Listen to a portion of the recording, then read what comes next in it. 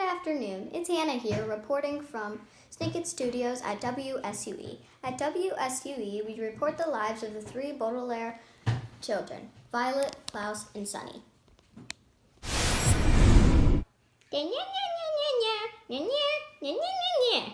Translation.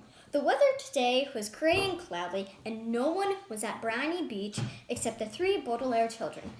They seemed to be enjoying the empty beach. Violet is skipping rocks and thinking about an invention that retrieves rocks from the ocean after you skip them. Klaus is examining creatures in the tide pools. He knows a lot about the slimy creatures found at Briny Beach. Little Sunny is sitting and saying, "Gack!" over and over, which probably meant, "Look at the mysterious figure in the fog." Sure enough, as we get closer, we see a man walk out of the fog. And now we will pass you over to Rosie to report the sports.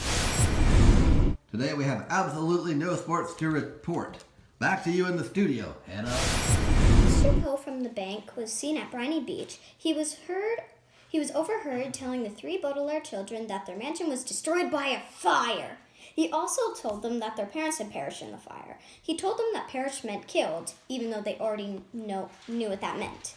Now the children are orphans. They'll be staying with Mr. Poe for the night. Time for a commercial break. Urgent message. Have you seen this? We have lost half of a spyglass. The other half was found in the ruins of the Baudelaire mansion. We have no idea of its importance or significance. If found, please call 1-800-555-WSUE. That's 1-800-555-W series of unfortunate events. Thank you. Quick weather update. The weather is now sunny and warm, and the Baudelaire children have been told they will be living with a distant relative by the name of Count Olaf. The three Baudelaire orphans arrive in a narrow alley and see a beautiful house. Outside the beautiful house, which was the prettiest house on the block, they meet an older woman who is smiling. Her name was Justice Strauss. Violet asked her if she is Count Olaf's wife, and she says, "Goodness, no, she's my next-door neighbor." The children looked over and see a dilapidated house, which means run down and destroyed, with only two small windows. Little Sunny says, "Oh," which everyone knew meant, "What a terrible place. I don't want to live here at all." Here's Rosie again with a sports update. Thank you, Hannah. Once again, we have no sports to report. Now, time for a commercial break. Hi, Rosie here. Need to make an Italian dinner for an entire theater troupe? Just use Count Olaf's beautiful kitchen. It has everything from wooden spoons, pots and pans, and even a pasta maker. Need to know how to make puttanesca? So do I. Just ask Justice Strauss to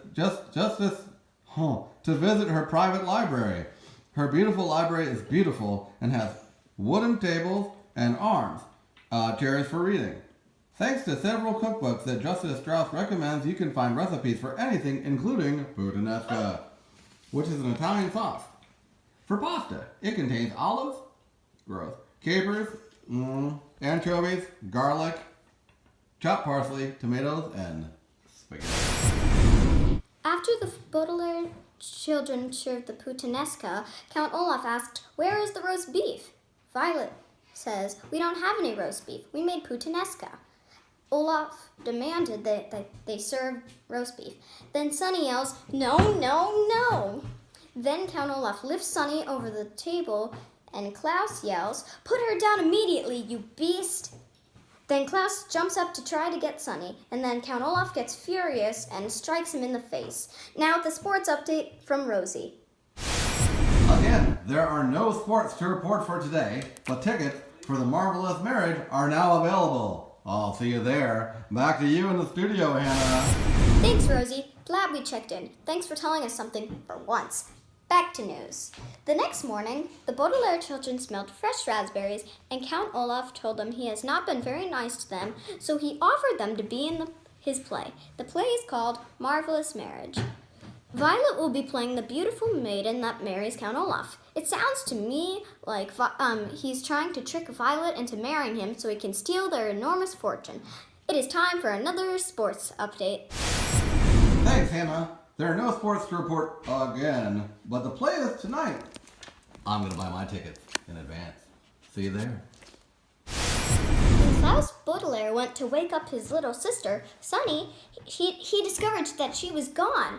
He started calling for her, and then Count Olaf appeared. He told them that Sunny was trapped in a cage, and the only way to free her was for Violet to marry him.